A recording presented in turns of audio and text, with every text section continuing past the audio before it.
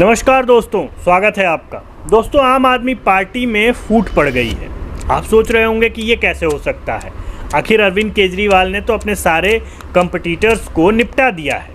अगर हम बात करें प्रशांत भूषण की, अगर हम बात करें आनंद कुमार की, अगर हम बात करें योगेंद्र यादव की, और उसके बाद कुमार विश्वास, उसके बाद मनीष सिसोदिया और सत्येंद्र जैन। अब इसके बाद बचता कौन है आम आदमी पार्टी में कि जो आम आदमी पार्टी के मुखिया और कट्टर ईमानदार पार्टी के कट्टर ईमानदार मुख्यमंत्री को इस तरह से धोखा दे दे, या यूं कहें कि इस तरह से पार्टी में ही बिखराव कर दे। आखिर ऐसा कौन है? इस सवाल का जवाब आप भी ढूंढ रहे होंगे। दोस्तों, बने रहिए हमारे साथ। आज हम आम आदमी पार्टी और कट्टर ईमानदार पार्टी के उस बड़े फूट के बारे में बात करेंगे जिसके बाद पार्टी दो खेमों में बहुत जल्दी बंटने वाली है। आप सोच रहे होंगे कि ऐसा कैसे हो सकता है, लेकिन ऐसा हो चुका है। आम आदमी पार्टी के एकाधिकार और अलोकतांत्रिक मुखिया अरविंद केजरीवाल मुश्किल में पड़ते हुए दिख रहे हैं। दरअसल मामला ये पूरा यूसीसी से रिलेटेड है। यूसीसी यानी यूनिफॉर्म सिविल कोड, समान नागरिक संहिता। आप सभी जानते हैं कि समान नागरिक संहिता को लेकर के देश में किस तरह का बवाल कटा हुआ है। हर तरफ, हर टीवी चैनल और हर गली चौराहे नुक्कड़ पर यह डिबेट चल रही है कि समान नागरिक संहिता देश में लागू होनी चाहिए या नहीं लागू होनी चाहिए। कुछ लोग कह रहे हैं कि इससे फ़ायदा होगा और कुछ लोग कह रहे हैं कि इससे फ़ायदा नहीं होगा। कुछ लोग कह रहे हैं कि यह भारत जैसे देश में लागू ही नहीं हो सकता है। ये वही लोग हैं जो कह रहे थे कि धारा 370 कश्मीर से नहीं हट सकता है। अब ये भूल गए हैं कि अभी सत्ता में अमित शाह जी हैं, और जब धारा 370 हट सकता है, 35 से हट सकता है, तो यूनिफॉर्म सिविल कोड भी लागू हो सकता है। दोस्तों, पूरा मामला इसी से जुड़ा हुआ है, और पूरा का पूरा जो अरविंद केजरीवाल की पार्टी में फूट का भी जो मामला है, जो अरविंद केजरीवाल का एक अधिकार था उसे चुनौती देने का जो मामला है, वह भी इसी से जुड़ा हुआ है। आप सोच रहे होंगे कि ये कौन सी बड़ी बात है कि यूसीसी पे अरविंद केजरीवाल कुछ और सोच रहे हैं और उनके पार्टी के लोग कुछ और सोच रहे हैं। ये तो हमेशा से होता आया था। जब कुमार विश्वास थे तभी भी ऐसी स्थिति थी, जब योगेंद्र यादव थे तभी भी ऐसी स्थिति थी, जब प्रशांत भूषण थे तभी भी ऐसी स्थिति थी। लेकिन सबको अरविंद केजरीवाल की समझदारी और यूं कहें कि जो चतुरपना है उसकी वजह से उन्होंने सबको साइडलाइन में कर दिया। तो अब कौन आ गया है? अब कौन ही है ले दे के पार्टी में? अगर आप बड़े नाम या उस वक्त जो आंदोलन में उनके साथ शामिल रहे उनको भी अगर देख लें तो भी अभी एक गोपाल राय हैं और 2-4 अन्य लोग होंगे। इसके अलावा तो अभी कोई पार्टी में ऐसी स्थिति में नहीं है जो अरविंद केजरीवाल को चैलेंज दे सके। फिर आप कैसे ये कह सकते हैं कि फूट पड़ चुकी है?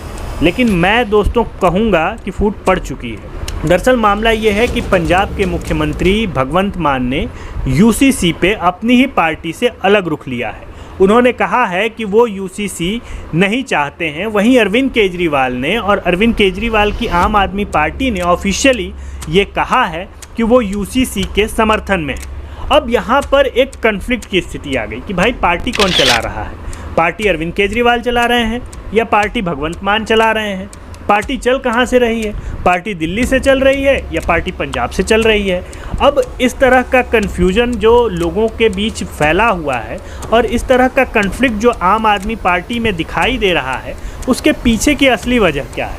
दोस्तों, आप बने रहिएगा, हम इस पे भी बात करेंगे। दरअसल ये पूरा मामला सिर्फ यूसीसी का नहीं है। दरअसल ये पूरा मामला अरविंद केजरीवाल के लिए पॉलिटिक्स का है। अगर आपको मेरी बात पे विश्वास नहीं है तो योगेंद्र यादव ने Arvind Kejriwal style of politics के बारे में क्या कहा है, उन्हीं से सुनिए। आम आदमी पार्टी 2014 में सत्ता में आई थी। उसमें कहा गया था कि हम दिल्ली में नशा कम करेंगे, और आते ही क्या किया इन्होंने? एक संख्या दुगनी कर दी। जो अभी तक दिख रहा है वो कोई बहुत कट्टर ईमानदार व्यक्ति के लक्षण तो नहीं दिख रहे हैं इसके। तो दोस्तों, जैसा कि आप सुन रहे हैं कि अरविंद केजरीवाल सत्ता के लिए कुछ भी कर सकते हैं, फिलहाल वही वो काम यूसीसी के लिए भी कर रहे हैं। एक तरफ जहां वो जानते हैं कि दिल्ली में उनकी पार्टी अगर यूसीसी का समर्थन नहीं करेगी तो उन्हें मुसलमान परस्त और हिंदू विरोधी बता दिया जाएगा।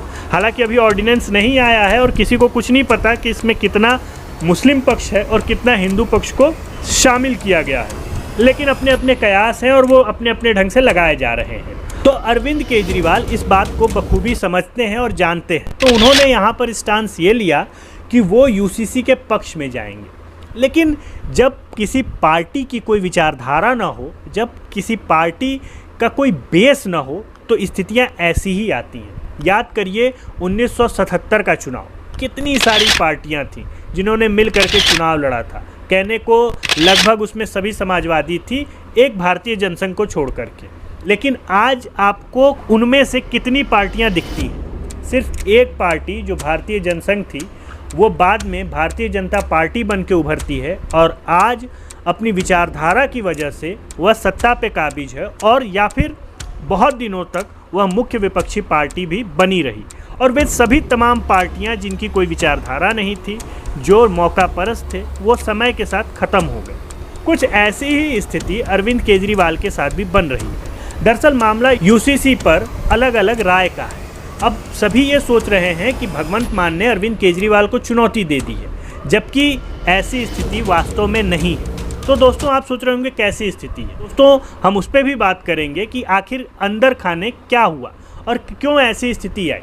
दोस्तों हम सभी जानते हैं कि Arvind Kejriwal style of politics में अरविंद केजरीवाल हमेशा से अपने को सेफ रख करके उन लोगों को दांव पे लगाते हैं जो उनके ही सहयोगी होते हैं, जिन्होंने उनका साथ दिया होता है। याद करिए मिर्ज़ापुर में वो डायलॉग जब कालीन भैया मुन्ना भैया को ये सिखाते हैं कि सत्ता में बने रहने के लिए अगर मित्र की कुर्बानी भी देनी पड़े तो दे देनी चाहिए। कुछ इसी तरह का काम अरविंद केजरीवाल करते आ रहे हैं। दरअसल हुआ ये कि यह बात तय की गई और यह बात अरविंद केजरीवाल द्वारा ही तय की गई, जिसमें यह कहा गया कि आप पंजाब में अलग स्टांस लीजिए, हम दिल्ली में अलग स्टांस लेंगे। पंजाब में हमें अलग स्टांस लेने का कारण आप सभी जानते हैं, वहाँ सिख बाहुल्य है और सबको लगता है कि यूनिफॉर्म सिविल कोड आने से सिख के जो राइट्स हैं वो ख़त्म हो जाएंगे। जबकि अभी मैं फिर से कह रहा हूँ कि कोई ऑर्डिनेंस नहीं आया है, किसी तरह की कोई रूपरेखा नहीं है। जब ऐसी कोई रूपरेखा नहीं है तो इसके पीछे किसी भी तरह का लॉजिक लगाना या इसके पीछे किसी भी तरह की सोच रखना अभी मुझे लगता है कि सही नहीं है। तो भगवंत मान को कहा गया कि आप पंजाब को देखते हुए स्टांस लीजिए, हम दिल्ली को देखते हुए स्टांस लेंगे। अब कमाल की बात यह है कि आपको भविष्य में अगर उनके प्रवक्ता टीवी डिबेट में जाएंगे और उनसे पूछा जाएगा कि आपका यूनिफॉर्म सिविल कोड पे क्या कहना है, तो दिल्ली में वो कहेंगे कि यूनिफॉर्म सिविल कोड के साथ हैं हम। और जब पंजाब में पूछा जाएगा कि आप यूनिफॉर्म सिविल कोड पे क्या कहना चाहते हैं, तो कहेंगे कि यूनिफॉर्म सिविल कोड के हम विरोध में हैं। अब ऐसी जो पार्टियां हैं इनका क्या ही अस्तित्व है जिनका एक किसी विषय पे ही एक राय नहीं बन पा रही है। दोस्तों यूनिफॉर्म सिविल कोड कोई छोटा मामला नहीं है। अगर एक पार्टी के तौर पे अरविंद केजरीवाल एक राय नहीं बना पा रहे हैं और बार बार वोट के लिए जनता को ठगने या जनता को उल्लू बनाने का कार्य उन्होंने सोचा है कि वो बहुत आसानी से कर लेंगे, हालांकि वो करते आए हैं, तो मुझे लगता है कि जनता धीरे धीरे उन्हें समझ जाएगी और उनकी जो स्टाइल ऑफ पॉलिटिक्स है वो बहुत दिनों तक नहीं चलने वाली है। और इस बात को अरविंद केजरीवाल को बहुत जल्दी समझ लेना चाहिए। दोस्तों अगर ये वीडियो आपको अच्छा लगा हो तो इसे लाइक, शेयर, सब्सक्राइब और कमेंट कर दीजिए। तब तक के लिए बहुत बहुत धन्यवाद।